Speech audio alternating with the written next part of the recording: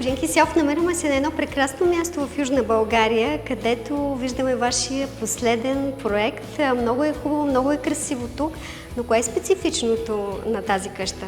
Това е един, смея да твърдя, доста специален проект, който е изключително труден за изпълнение и беше направен благодарение на нашите клиенти Руми и Гордън. Това е проект, който е изцяло по собствено желание на клиента, направен е с олекотена стомана, тип метален скелет. Тук имаме външни стени, които са от 18 см. Това са 4 обшивки общо, 2 от външната страна и 2 от вътрешната. Имаме ПВЦ дограма, която е по специална поръчка отново. Прозорците също са правени така, че да отговарят на всичките критерии на поръчителите. Това определено е един страхотен проект, с който аз лично се гордея много. С какво се различава от останалите ви проекти, които наистина са доста до този момент? Да, смея да твърдя, че вече минахме 286 глобени къщи в България. Но с какво се различава? Значи тук имаме гараж, който е с топла връзка към сградата, а отделно има външна стълба, която позволява гаража да се ползва и като веранда. Това е един вид, още едно помещение, защото тук се сложи примерно тента или нещо друго отгоре. Дори може да се загреее в последствие. Става още един етаж, което дава възможност за допълнителни подобрения по тази сглобяема къща. Цялата е от 130 квадратни метра, височината в най-високата част е 4,5 метра, което е една страхотна височина. Доста трудно го изпълнихме, трябваше да наемаме скели, за да го направим както трябва. Смея твърдя, това е типичната американска къща. Преди време имаше един сериал Алф, там хората доста са ги виждали, този вид къщи. Тази обаче е по-голяма от тези, които са виждали там.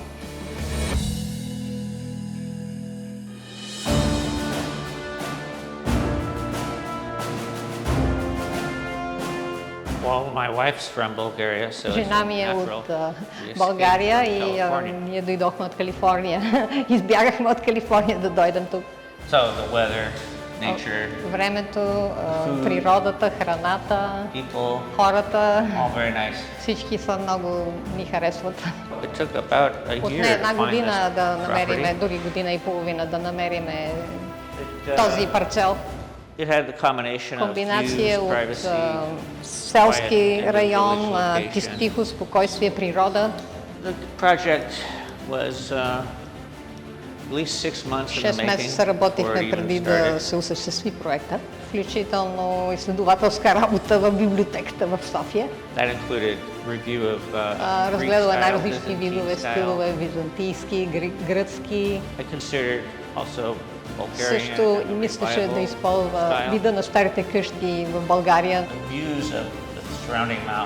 Но гледките тук решиха, че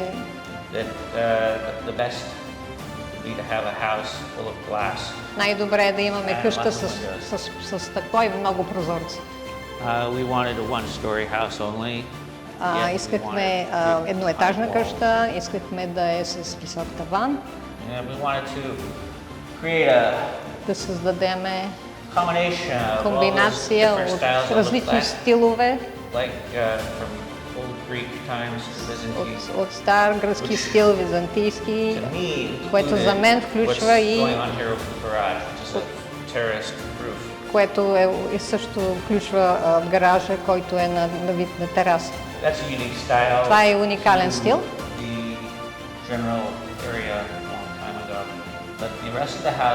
Останалата част на къщата е комбинация на Калифорния, стил калифорнийски, където ние сме. По-специално района, където е езерото Тахо, Лейк Тахо, които са най-вече тези прозорци, които са в семейната стая. Гостна семейна стая.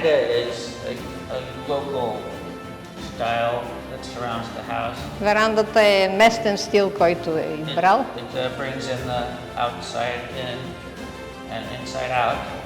Просто внася гледката отвън и обратно. Най-главното нещо е много горещо тук. We needed През a лятото. slab floor house. That really appealed to me. Искахме пода, който е точно циментен под, какъвто е направен, за да е студено. Yeah, along with Mr. Kisyov's architect. Заедно с господин Кисиов, архитекта, We Николай. fine-tuned the whole project. with Ние all of his работихме по input. въпроса, докато го направиме най-добре проекта. So it's a very cool house in the summer, and Ще бъде хладна стая през лятото. yeah, in the winter it's very mild. Doesn't snow, doesn't ice up. So През, it's a nice location. през зимата не вали сняг, мека е зимата, което е чудесен район. And to Okay. sell И this всъщност younger, ние избрахме на Кисьов we selected the по-добрата изолация, upgraded за да може insulation, да бъде upgraded, по-хладна къщата exterior или просто walls. да се задържа или студ, или топло през зимата. and the exterior walls are fiber Външните cement. страни са фиброцимент. I would say Бих казал, we were not in a particular rush, but the sales pitch was it can be erected very quickly. предполагам, не бързахме да никъде, предполагахме, че ще I- стане It по-бавно took a и сме year, доволни, it's че fine, but it only не е took така, a few months че from става всичко their по-бързо starting строежа to на finishing. къщата. But I have to say, I'm impressed with Впечатлен съм the много от цялата метална structural структура, която е и се steel издигна за elements първите were няколко, erected първите in the две first couple of седмици. years. The walls, the Стените, insulation, изолацията, all that всичко това followed fairly quickly. доста бързо се направи, No problems. без проблеми. The main issues are Основните outside the неща house, са like преди всичко electricity, отвъд water. къщата, за вода, електричество, канализация. We've come to know him very well, so I should really be calling him Anton or Tony, but it's been a Професионално business отношение, но relationship. един вид се сближихме, That's дори може professional. да го наричаме вече на първо име, Антон, Тони, I have в never been цялата работа, in която business свършихме.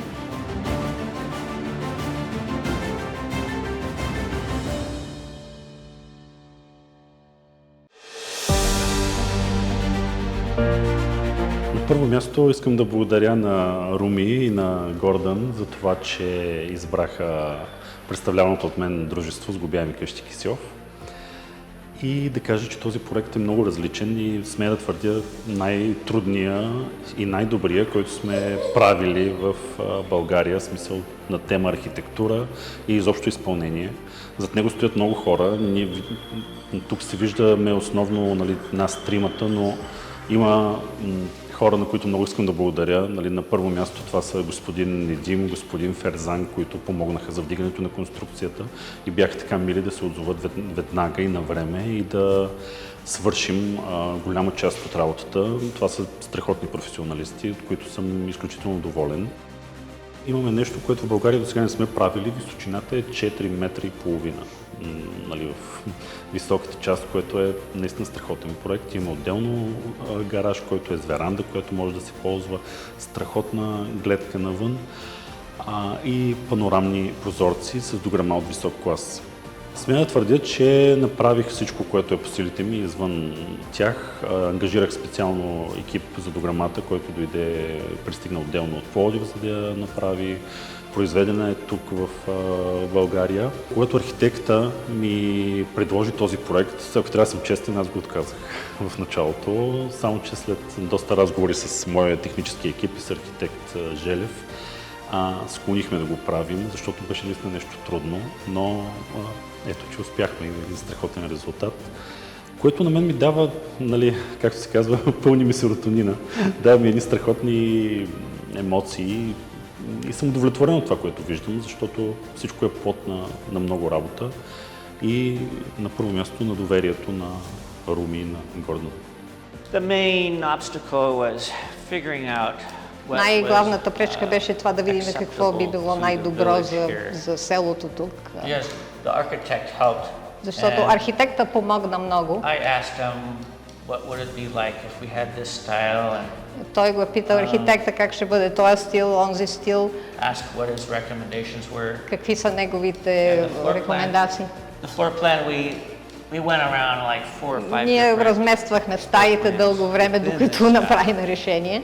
So that was the main crux of the entire project right there. Това беше before it even най-голямата started. пречка, но се преодоля.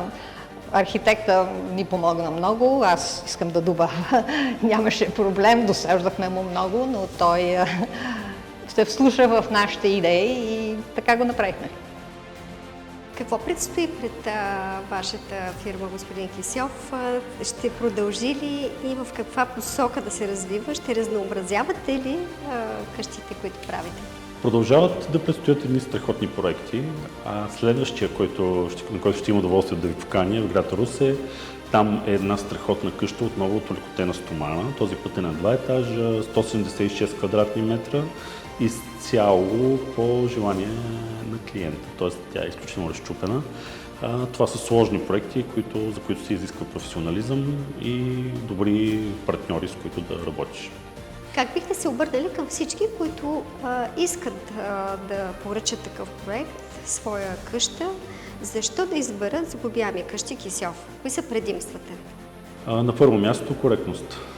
Това е, което все по-малко хора го споменават като голям плюс, но за мен това е на първо място. Коректност, бързина, всичко е в срокове. Имаме 2 екипа, които почти постоянно сглобяват. Имаме всичко необходимо, за да направим за да направим всяка една къща качествена, така че нашите клиенти да бъдат доволни. Плюс това осигуряваме поддръжка при възникнали проблеми, ако има такива. Така че всеки един потребител е добре дошъл да си направи своята качествена сглобяема къща. Как бихте се обърнали, господин Кисьов, към всички, които да имат свой дом, своя къща? Мога да им кажа да заповядат Сглобяеми къщи Кисьов, за да получат своят качествен нов дом, както го искат и по начина, по който го искат.